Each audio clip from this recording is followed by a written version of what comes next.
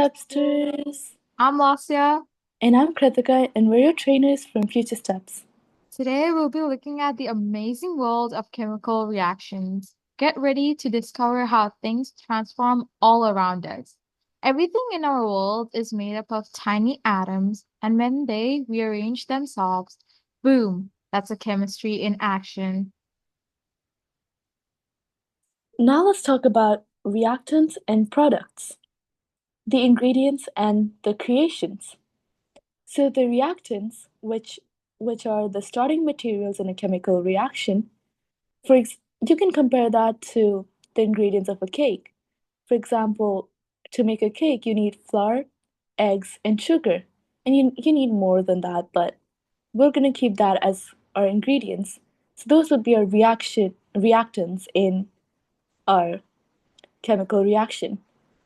And then our chemical reaction is the process where atoms rearrange, and it's like mixing and baking your ingredients. And then the product is the new substance that is created, like your finished cake, which is completely different from the ingredients, because it doesn't look anything like eggs, flour, and sugar. Now let's look at how atoms actually rearrange themselves. So, a fun way to remember this is the atom dance. During a chemical reactions, atoms don't disappear or appear out of nowhere. They just change partners. So old bonds between atoms break apart, atoms rearrange into new positions, new bonds form between different atoms. It's like taking apart Lego bricks from one creation and rebuilding them into something completely new. Now let's talk about energy changes, hot or cold reactions. So there are two main types of reactions, exothermic and endothermic. And exothermic reactions release heat energy into the surroundings. They feel hot to touch, for example, burning wood or fireworks exploding. The heat you feel from a campfire is exothermic energy. Now, endothermic reactions absorb heat energy from the surroundings. So when you touch them, it's going to feel cold. For example, instant cold packs or baking soda plus vinegar.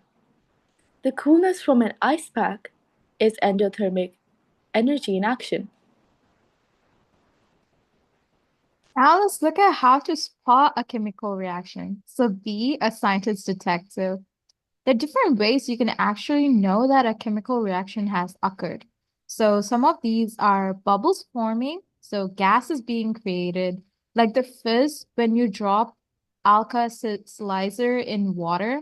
Remember, if you looked at our videos before in chemistry playlist, you would know that when making the volcano, you use these to make the chemical reaction occur between the baking soda and the vinegar. And this is what causes the bubbles to form in this reaction.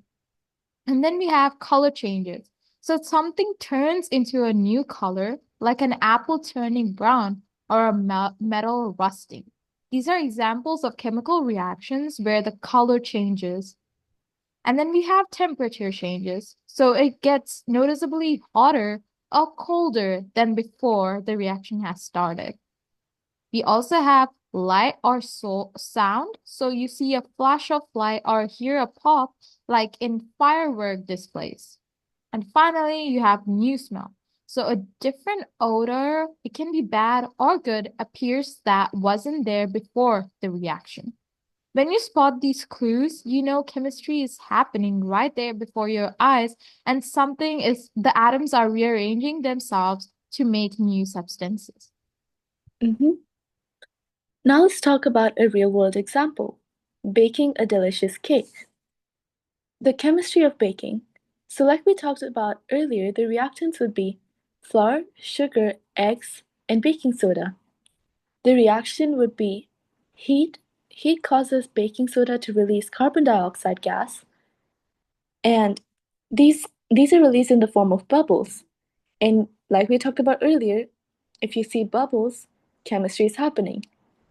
And the product would be fluffy cake with new texture, color, and smell. And that is good smell. But in a lot of chemical reactions, you will end up smelling something that's awful.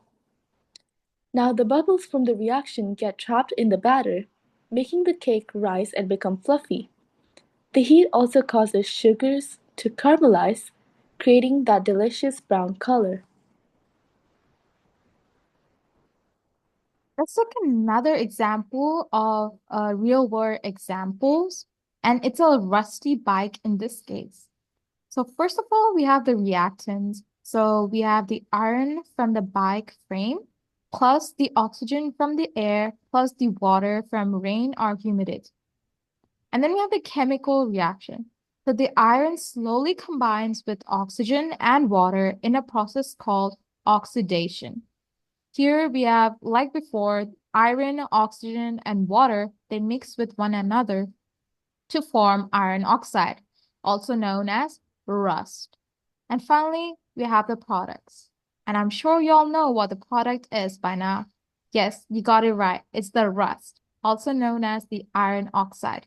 It's a flaky reddish brown material that weakens the metal. Now let's talk about an at-home experiment. So we're going to talk about the fizzy volcano. Now gather your materials. Get an empty plastic bottle, about 2 to 3 tablespoons of baking soda, half a cup of vinegar, and a little bit of dish soap, food coloring, which is optional, but if you do get some, you could probably get red or orange, and then a tray, or you can do it outside.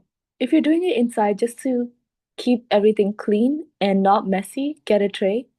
But I would recommend doing it outside and then maybe cleaning it up with some water. Now set up the experiment. Place the bottle on the tray or on a platform outside. Put baking soda in the bottle. And like I said, about 2 to 3 tablespoons of baking soda. Then add a squirt of dish soap and then add a few drops of food coloring if you want to. You don't have to, but adding a little bit makes the effect of lava, which makes it look fun, so you can definitely do that. Now make it react. Quickly pour in vinegar, step back, and watch. Look for bubbles and foam. This is carbon dioxide gas being created. And this is a really fun experiment, probably the third or fourth time we're suggesting this in most of our videos. So if you've already done this, that is great. You don't have to do it again, but if you want to, you can. If you haven't done this, highly recommend doing this. It's really fun. Oh, now let's look at another at-home experiment. This is cleaning your pennies. So let's make pennies shine again. Firstly, get some dirty, dull pennies.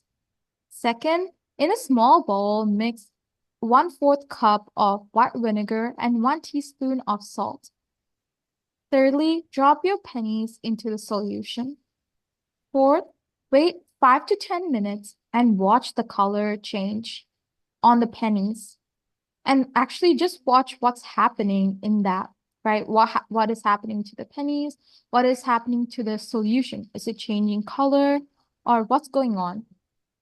And then lastly, rinse with water and dry the pennies with paper towel.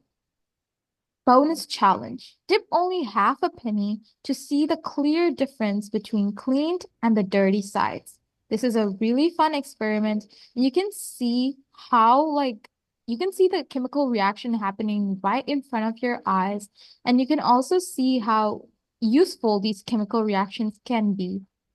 The chemical reactions happens between the copper oxide, which is the dull coating on top of the pennies, and the acid in the vinegar, which removes the oxide layers and reveals the shiny copper underneath. Keep exploring the world of chemical reactions. Chemistry is everywhere. From cooking in the kitchen to fireworks in the sky, chemical reactions happen all around us every day. You're a scientist now. Remember, atoms rearrange, new substances form, and energy changes happen. So always look for clues and any changes. And keep experimenting. Try new reactions, ask questions, and discover the amazing world of chemistry. And remember, always have adult supervision because some of these experiments can go downhill. So that is all we have for you today. Keep practicing, experimenting, watching videos, searching up things, and have fun because chemistry is a lot of fun. So comment down any questions, concerns, video requests, anything at all. We look at all of our comments, so your comment will not be left out. So that is all we have for you today. See you in our next video then. Goodbye. Fast upstairs.